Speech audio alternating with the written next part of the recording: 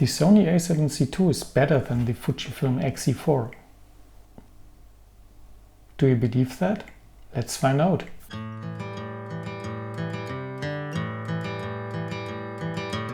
I suppose that the Sony is maybe the better camera with a better image quality, so that's why I brought both today and I want to find out.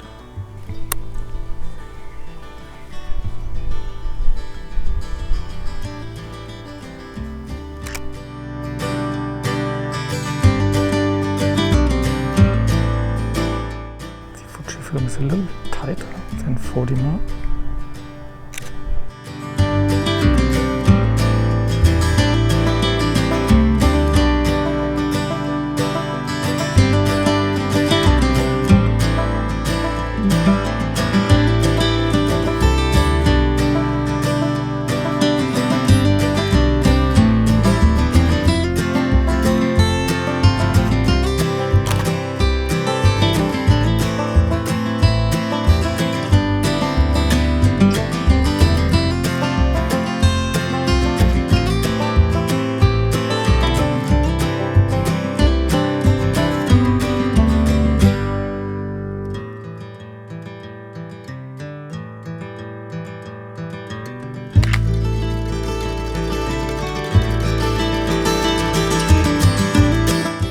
This here is a great location to do some low light tests.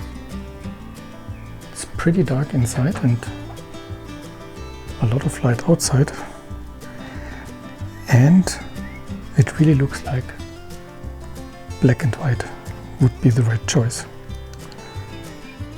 So I use the Acros film simulation here and do some manual exposure inside, and I have to increase the ISO value quite a lot. ISO 1600 and F4.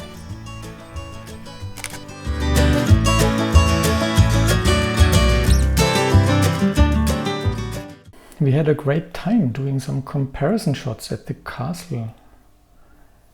Wonderful weather, blue sky, a lot of sun. I think some nice pictures and some comparisons. So let's have a closer look. What I thought would be a good idea is to use the JPEGs coming from the Fujifilm X-E4 and compare them to the RAW files, mainly unedited RAW files of the Sony, because I want to find out how the Sony really compares to the image quality and the colors of the Fujifilm film simulations. For the Fujifilm I used the Provia film simulation, so it's the standard color profile in the Fujifilm camera, and I'm really using the JPEGs here because I wanted to see the original colors from the Fujifilm simulations. The Provia is really a very beautiful, colorful simulation. For the Sony camera I used the RAW files. So let's have a look at the first image. It's maybe not the best image, but it's a good image to do some comparisons here. And if I switch to the develop module, you can see it's the standard settings. No sliders moved. The color profile is the default color profile, which means it is using the JPEG film simulation mode. And yeah, that's the Fujifilm picture. And if I switch to the Sony RAW file, here you can see what I did. So I used the Adobe color profile, so the default one, and white balance was set in camera to daylight, and these are still the defaults here, daylight.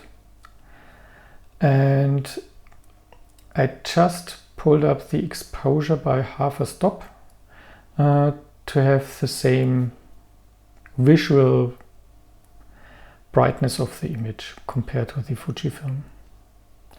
So let's do a direct comparison here.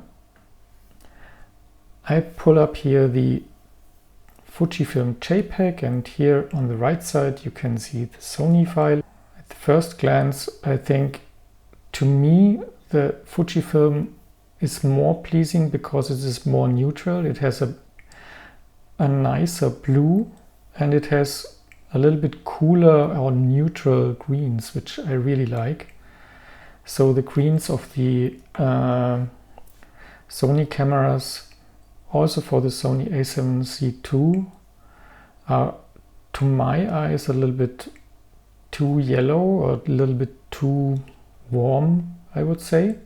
For sure you could adjust all of that in the RAW file, so I could tweak the color temperature and also do some HSL settings to make it very similar to the Fujifilm, but straight out of camera I think I really like better the Fujifilm simulation, the Provia.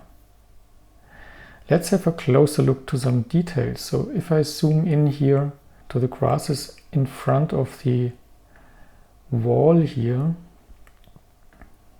very sharp, very detailed. Do the same for the Sony here. To my eyes, the Sony looks a little bit more crisp or sharp, but it's good. And let's go up here to the branches of the tree. Also here on that one. Very similar, I would say. So also the Fujifilm X-E4 with a 27mm 2.8 lens is really very sharp. It has a lot of sharpness here, and I can't see any JPEG compression stuff that would be irritating, but a very clear, very beautiful, very sharp image. And you can see here it's pretty far on the edge of the image, so it's not only center sharpness, it's also at the edges. Maybe one thing here for the Sony, because I'm using the Sony camera quite a while, and what I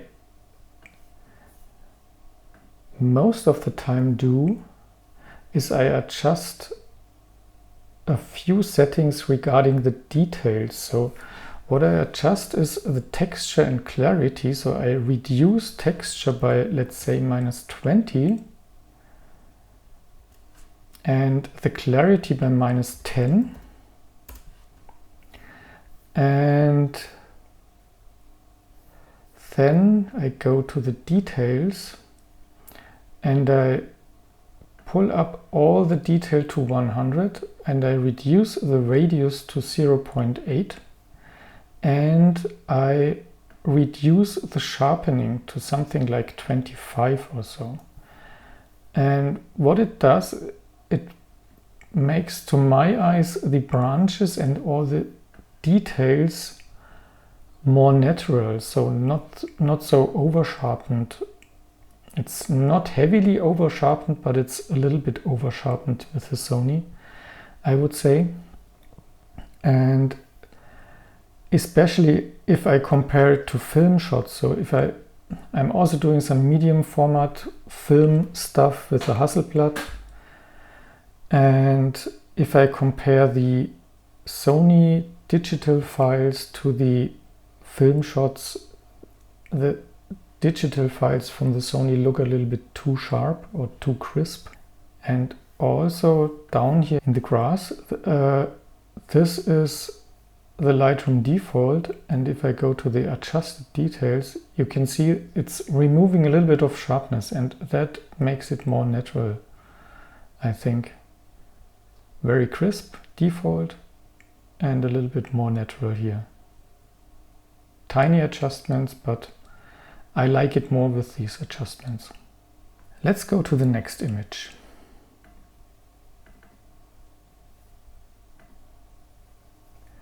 It's clear, contrasty and natural. And then let's switch to the Sony image. The blue is a little bit different, the green is different, and let's have a detailed look side by side. So again, on the left side it's the Fujifilm, on the right side it's the Sony image. And if I zoom in here to this upper part here, you can see a lot of sharpness. It's very, very crisp. But it's also the case for the Fujifilm. It's very sharp, very nice. Me personally, as before, I like the blue of the Fujifilm Provia film simulation better than the colors of the Sony. The same for the greens down here. The greens in the Fujifilm look very, very natural and not too yellow. It's a beautiful green, a lot of contrast here. And on the right side, the Sony is a little bit more yellow and it has less contrast. So I like the Provia film simulation of the Fujifilm better. Next image. This is a detail shot with open aperture, f2.8 on the Fujifilm camera. On the Sony I have f2.5 open aperture. Let's have a look at some details. The bokeh of the full frame should be larger, and I think we can clearly see that if I zoom in here on this out of focus area in the background where the sunlight hits another wall on the Fujifilm with the 27mm 2.8. It's similar, I would say. It's also very, very even and very round bokeh here. But the bokeh balls are smaller. That's simply the effect of full frame on the right, APS-C on the left. Regarding details, if you zoom in, if we zoom into 100% on both images, very, very similar. Very beautiful details, very beautiful color, like it. Both are very good. The last comparison was the low light test. Now it's not Provia film simulation, it's Acros film simulation for the black and white.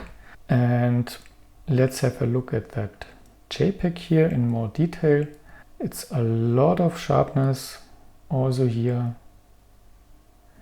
Very, very sharp, and also in the floor down here. Very nice. And also for the Sony picture, I would say even more sharpness, and also very nice. Let's do some direct comparisons here. So as I told you when I was taking the photograph here, I increased the ISO on both cameras to 1600. So also for the Fujifilm. And I think we can see that in the shadow areas here. So if we zoom in here, I'm not sure if you can see it in the YouTube compression, but we have some noise here, which looks a little bit grainy, beautiful noise on the Fujifilm side. And we have less noise on the full frame sensor of the Sony. Not so pronounced. Yeah, I would say as expected, but the file from the Fujifilm with ISO 1600 is so beautiful and so nice. Totally usable up to 1600 ISO, really great. And another thing that stood out to me is if I look at the highlight roll-off here on the Fujifilm Acros film simulation, it's a very beautiful roll-off of the highlights, and compared to the Sony looks a little bit hard here. I think that's it for today. Both cameras really have beautiful image quality and nice colors and a lot of sharpness. Both of the lenses very, very sharp.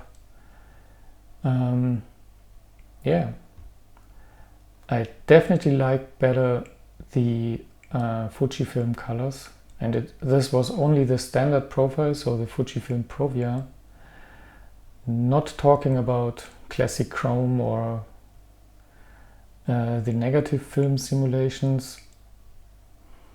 Yeah, beautiful colors on the Fuji side, yeah, no question.